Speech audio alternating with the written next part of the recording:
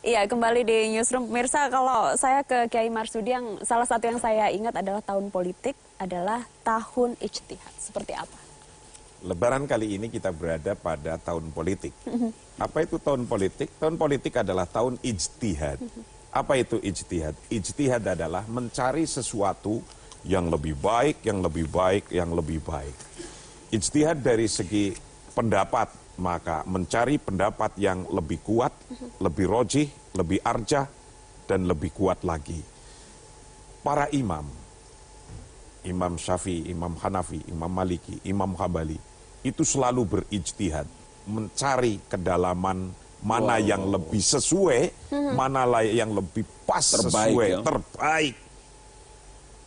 Nah, untuk sampai kepada inilah yang terbaik, inilah yang rojih, inilah yang tepat.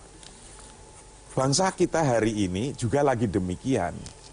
Dia lagi mencari nanti tahun 2019, mencari tokoh-tokoh politik yang terbaik dari ijtihad, dari mulai tingkat lokal sampai tingkat nasional, tingkat pusat. Begitu pula setelah ketemu nanti tokoh-tokoh politiknya, DPR, MPR, semua ketemu, akan mencari calon pimpinan kita yang terbaik juga. Nah, mencari inilah itu yang disebut ijtihad. Maka jangan berhenti ijtihad. Carilah sesuatu yang terbaik terus-menerus. Jikapun kita salah, masih mendapatkan pahala. Ya, Masih mendapatkan pahala.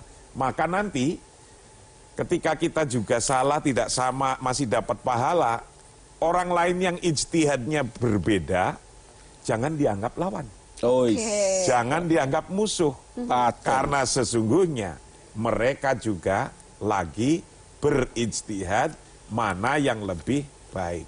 Maka ketika ini misalkan seperti pilihan pendapat, pendapatnya Imam Nawawi, pendapatnya Imam Syafi'i sama Imam Maliki, banyak juga yang berbeda. Tapi kemudian di antara para a'imah itu saling menjelekkan? Tidak. Saling menghormati. Maka pendapat saya bisa saja salah. Itu biasa yang semacam ini. Nah, untuk hal ini, mereka yang lagi berijtihad, silahkan ijtihad, cari yang terbaik. Tapi jangan sampai hasil ijtihadnya masing-masing yang berbeda itu kemudian bisa memecah belah bangsa kita dan kerukunan umat kita dan kerukunan bersama hidup sesama makhluk di muka bumi ini. Sejuk sekali pesannya, luar biasa. Jadi ijtihad dengan caranya masing-masing ya. Ulama hebat. Baik, Pak Ali. Ya. Salah satu yang saya catat adalah kritik Anda yang cukup kencang terkait jangan memanfaatkan alumni 212, persaudaraan alumni 212 untuk kepentingan politik. Ya. Kenapa? Di Indonesia itu kan demokrasi ya, kita memilih jalan demokrasi. Kalau demokrasi itu maka variabelnya adalah partai politik. Karena itu gunakanlah partai politik untuk bisa menyalurkan aspirasi politik. Kenapa Muhammadiyah, kenapa NU, kenapa Badan Koordinasi Mubalik seluruh Indonesia, kenapa Al-Wasiliyah, kenapa Dewan Dakwah Islamiyah begitu konsen dalam urusan-urusan dakwah, karena adalah organisasi massa, organisasi sosial, organisasi keagamaan. Nah, kalau mau berurusan di politik, pakai partai politik. Baik. Nah, supaya apa? Supaya semua orang itu happy. Saya punya organisasi dakwah, tapi ya saya ditunjuk menjadi ketua umum organisasi Badan Koordinasi Mubalik seluruh Indonesia.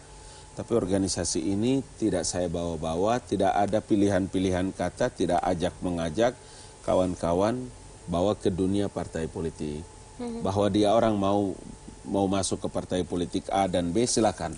Tapi kekuatan umat untuk menjadi komoditas politik, Anda sepakat bahwa ini sebenarnya cukup potensial di Indonesia? Oh iya, iya. Tapi gini, umat Islam itu kan kelompok mayoritas. di Amerika, di Eropa, di Timur Tengah, ya, itu kan di Belgia umpamanya, mereka kelompok yang mayoritas dalam Katolik Ortodoks. Jadi wajah Belgia itu sangat tergantung kepada wajah orang-orang Katolik Ortodoks di sana. Begitu juga seperti di Inggris, di Belanda, atau di New York, di mana-mana. Di Indonesia ini kelompok mayoritas adalah kelompok Islam. Maka wajah orang Islam harus wise. Wajah orang Islam harus cool. Wajah orang Islam harus merangkul. Wajah orang Islam harus melindungi. Wajah orang Islam harus kebersamaannya. Karena itulah wajah kita. Nah, kalau kita aktif di dunia politik, politik itu tidak boleh dipakai untuk memperkaya diri setelah berkuasa, kemudian menghalalkan segala cara. Nanti isi apa itu penjara, apa KPK, semua orang-orang Islam.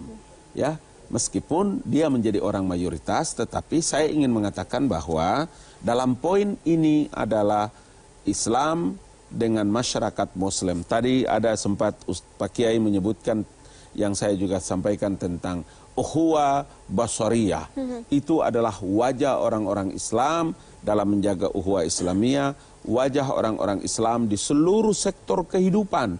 Tidak boleh ada satu bentuk teror untuk dan atas nama agama.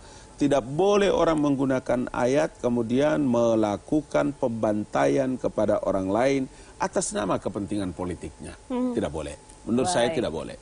Dan itu yang menurut kami semua aktivis dakwah harus kita jaga agar orang berpolitik penuh dengan kesantunan. Luar biasa. Di kesempatan ini saya juga meminta tips dari narasumber hari ini untuk bagaimana sih cara menjaga ukhuwah Islamiyah, cara yang paling gampang saja dilakukan di tahun politik ini. Masing-masing 3 boleh ya, Kiai Marsudi. Satu, Kiai. Datengin atau saling ketemu. Itu yang disebut silaturahim, seperti meneruskan budaya zaman dulu aja. Lakukan saling ketemu. Ada persoalan ketemu. Ketemu bisa hari ini melalui WhatsApp, melalui medsos, melalui apa. Tapi masih lebih utama lagi setelah ketemu medsos, ketemu langsung. Karena dari sesuatu yang berbeda, pandangan, beda pikiran, kalau ketemu bisa langsung didiskusikan. Ketemu fisik. Yang kedua, kalau ini sifatnya personal individu-individu. Kalau sifatnya adalah golongan atau kelompok, lakukan juga pertemuan. Ketemu lagi. Halal bihalal lagi. Halal bihalal inilah sesungguhnya yang akan mencairkan situasi unek-unek apa saja. Yang ketiga, halal bihalal bisa dilakukan tidak sekedar hanya untuk ukhuwah Islamiyah, untuk umat Islam saja. Siapa saja boleh ikut menghalalkan. Artinya berupaya untuk mencari kebaikan. Kalau ada unek-unek sebangsa ini, sebagaimana dulu Rasulullah mendirikan negara bangsa Madinah, itu di dalamnya juga ada Nasrani, ada Yahudi, ada Majusi, ada Islam. Dicontek oleh para pendahulu kita, jadilah negara bangsa yang Pancasila ini. Maka dalam lebaran ini, kita semuanya mohon maaf lahir batin, tidak sekedar untuk bangsa kita yang mayoritas umat Islam, tapi untuk semuanya makhluk di muka bumi ini, semoga bersama-sama kita hidup dalam kedamaian. Hidup dalam kedamaian, luar biasa. Pak Ali, dari Anda? Ya, saya mau bilang bahwa sepandai-pandai Anda, sepintar-pintar Anda, sekolah sudah berlapis-lapis, gelar akademik bertumpuk-tumpuk, tapi Anda adalah manusia biasa. Anda bukan malaikat. Karena itu ada kekurangan, ada keterbatasan, ada kehilafan, dan ada kelalaian. Kita bersyukur kepada Allah Subhanahu wa Ta'ala, Tuhan menyembunyikan banyak kesalahan, kekurangan, dan kelalaian kita.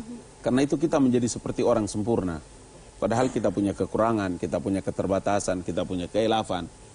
Maka langkah yang harus dilakukan adalah sadarilah bahwa karena kekurangan, keterbatasan, dan kehilafan itu, Anda membutuhkan orang lain untuk menyempurnakan sifat-sifat Anda yang kurang.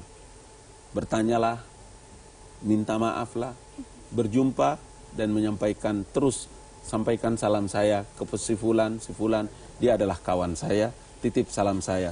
Ketemu orang-orang Katolik, Protestan, bilang, titip nama saya dalam doamu. Panjatkan doamu, bawa nama saya. Doakan saya dalam keselamatan. Itu apa yang saya maksudkan adalah menyambung rasa, membersihkan kalbu kita. Datangi mereka dengan sentuhan kalbu. Kau akan menemukan mereka dalam penerimaan kalbumu. Ya kan gitu.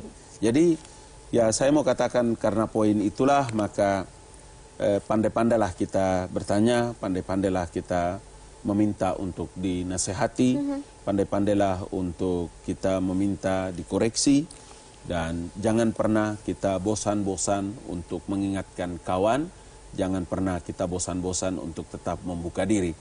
Ayu, saya tidak sedikit yang dibully, tapi saya tetap berprasangka baik. Ya, saya tetap memberikan maaf, dan karena itu saya happy, tidak ada masalah. Saya tidak pernah merasa terganggu dengan apapun, dan saya berikan maaf semuanya. Terima kasih. Ini tips-tipsnya luar biasa sekali. Semoga bisa diaplikasikan dalam kehidupan nyata pemirsa di rumah agar menjalani hidup ini lebih gampang dan semakin damai. Terima kasih Kiai Marsudi, Pak Ali, terima kasih. Pemirsa jangan kemana-mana, kami masih mempunyai banyak informasi lainnya. Usai jeda berikut ini, tetaplah bersama kami.